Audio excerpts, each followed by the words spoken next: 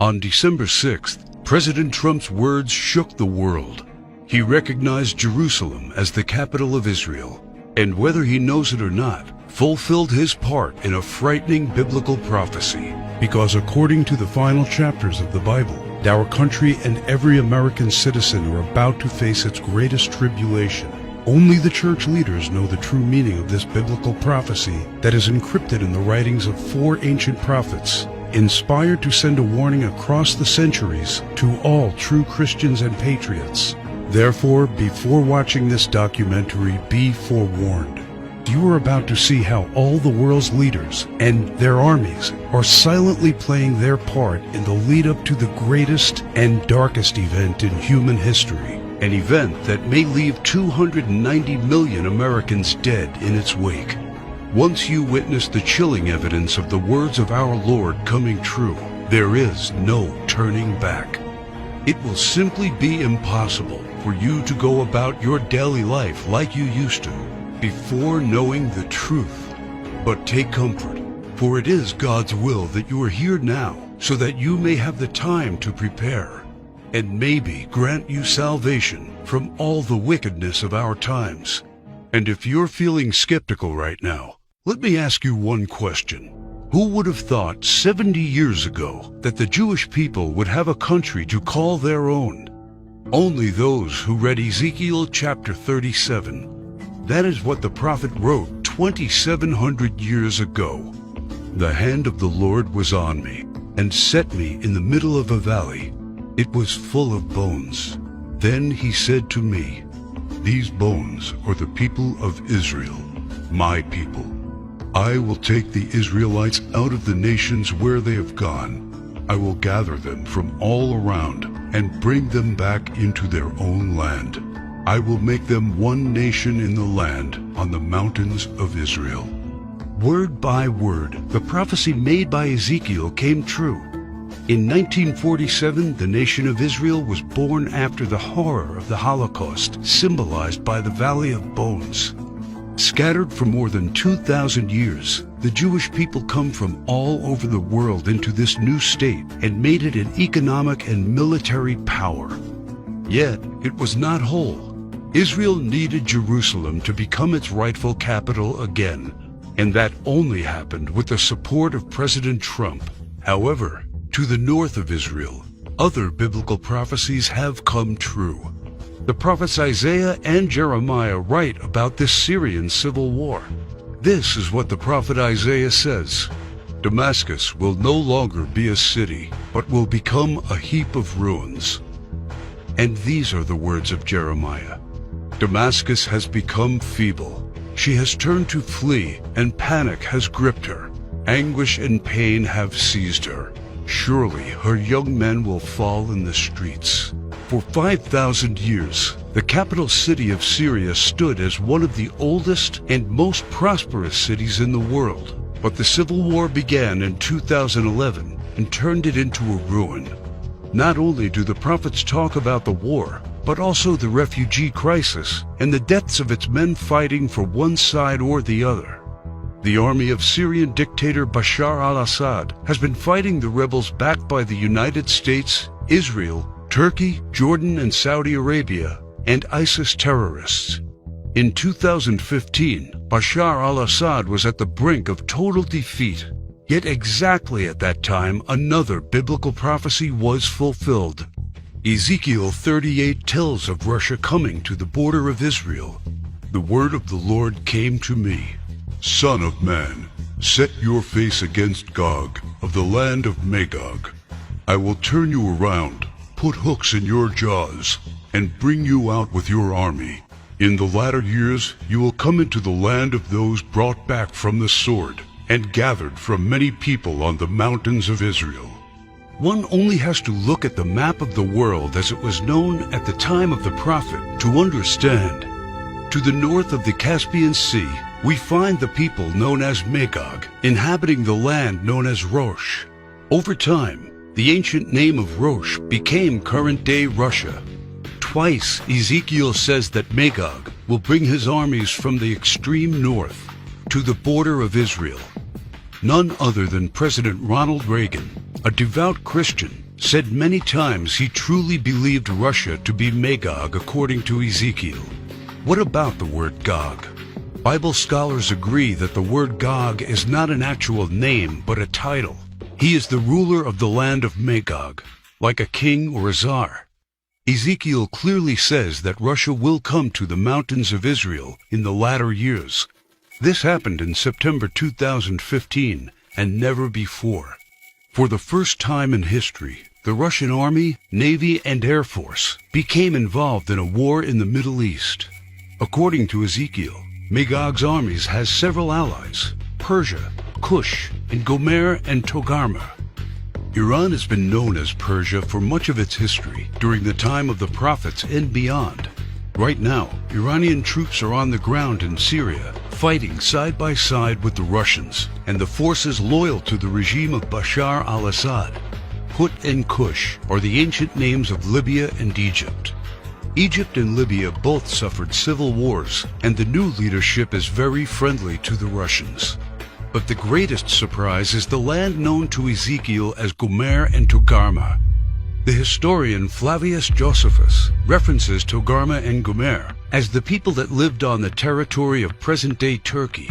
In fact, Turkish history books identify these tribes as living on their land at the time of the prophets. 3 years ago, Turkey was a strong NATO ally, but everything changed after the failed coup attempt in 2016.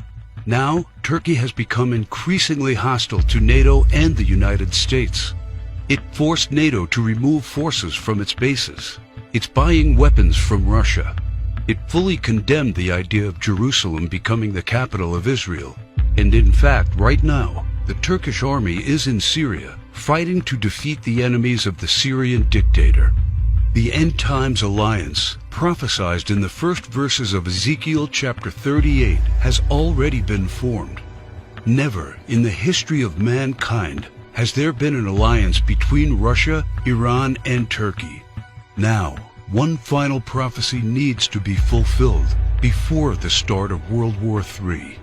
We saw how Jeremiah predicted the destruction of Damascus in chapter 49, but there is one more thing he wrote about that has not happened yet.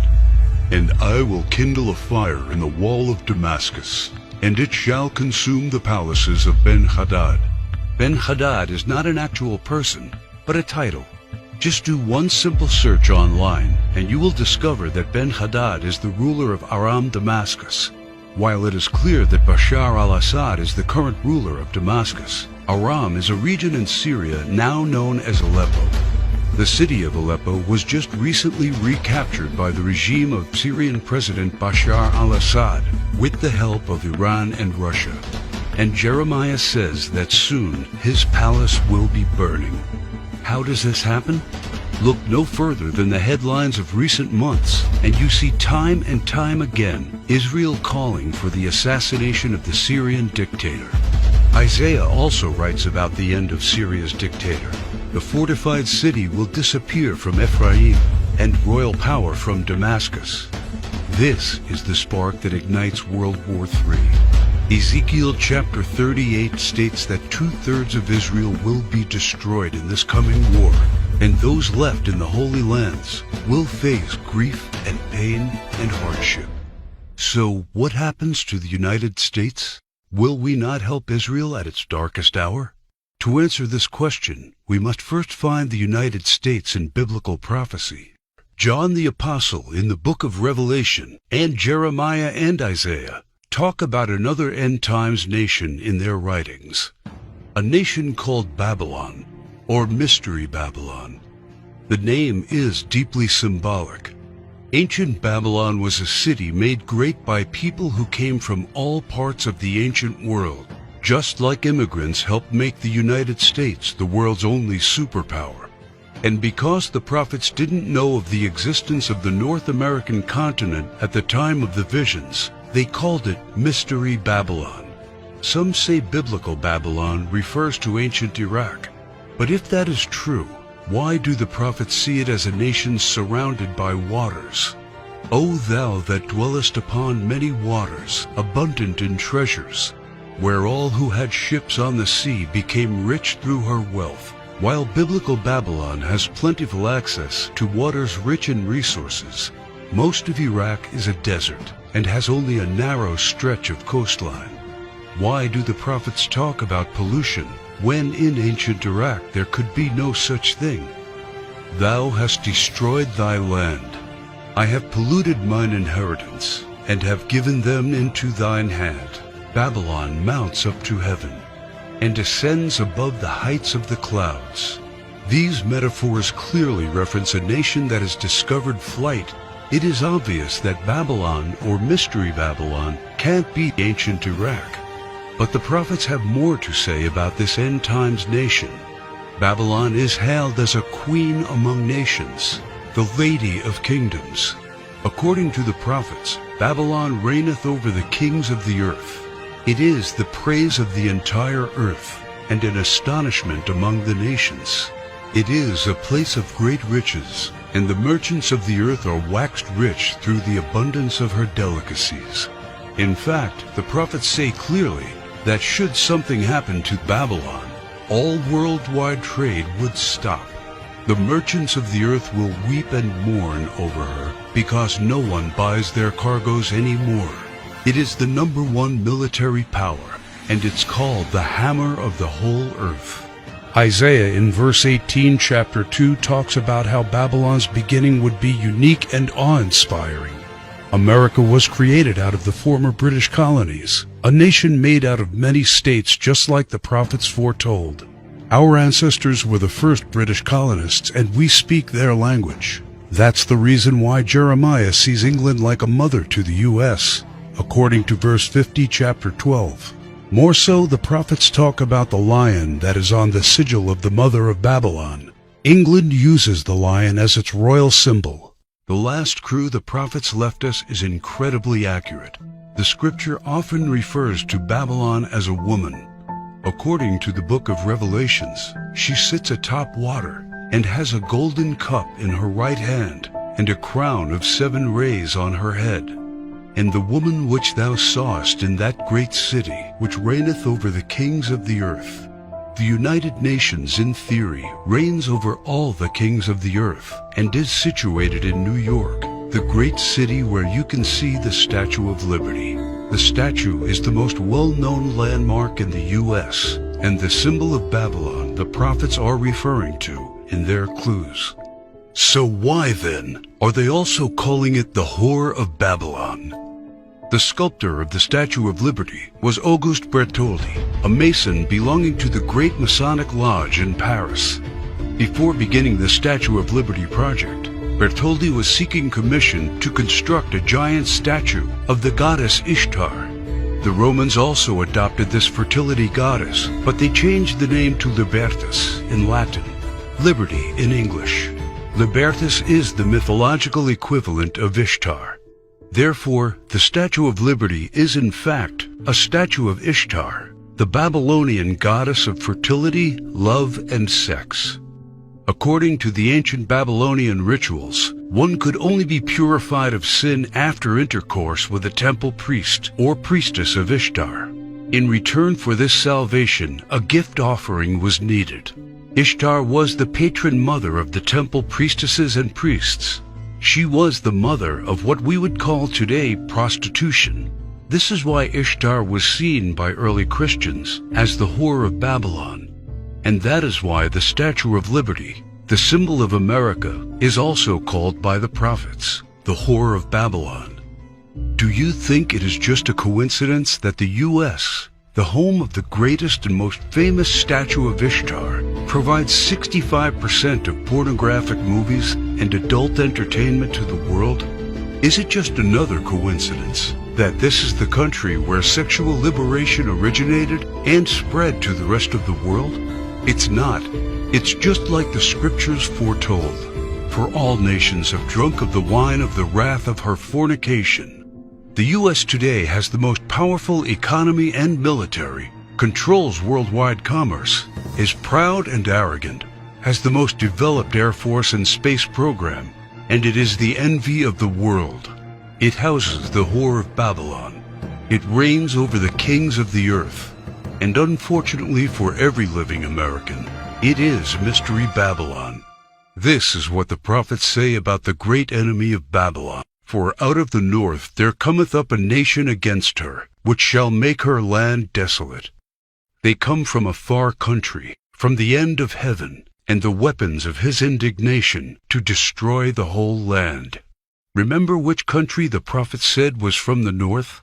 The same country that Ezekiel said will lead a great alliance of nations to the borders of Israel? If war happens, the United States must be the first target. That is why the prophets foretell that at the start of this war, Russia will unexpectedly use a very special weapon, the weapon of indignation, against the whole territory of the U.S., a weapon like which the world has never seen. The Holy Book shows how Babylon will feel the fury of this terrible weapon. This weapon will hit our entire country, and all our defenses will be in vain. Though Babylon should mount up to heaven, and though she should fortify the height of her strength, yet the spoilers come unto her. This weapon paralyzes our military and leaves it almost defenseless. How is the hammer of the whole earth cut asunder and broken? The mighty men of Babylon have forborne to fight. Their might hath failed. The broad walls of Babylon shall be utterly broken, and her high gates shall be burned with fire. She hath given her hand. Her foundations are fallen, her walls are thrown down, because the spoiler is come upon her, even upon Babylon. And her mighty men are taken, every one of their bows is broken. And after the attack, Babylon is left silent and in darkness. Sit thou silent, and get thee into darkness, for thou shalt no more be called the Lady of Kingdoms. All three prophets tell of the fall of Babylon, the destruction of the United States of America as we know it. This is not an event that happened to ancient Babylon in the past. History has never recorded the fall of a state or a city in the way described by the prophets. What weapon could silence an entire continent in 1 hour? The world has never seen one until a few years ago, with the creation of the electromagnetic pulse, or EMP.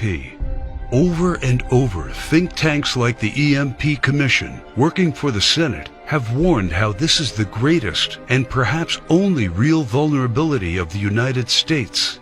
Yet no administration has done anything about it. We are completely unprepared for what's coming. Every report says the same thing.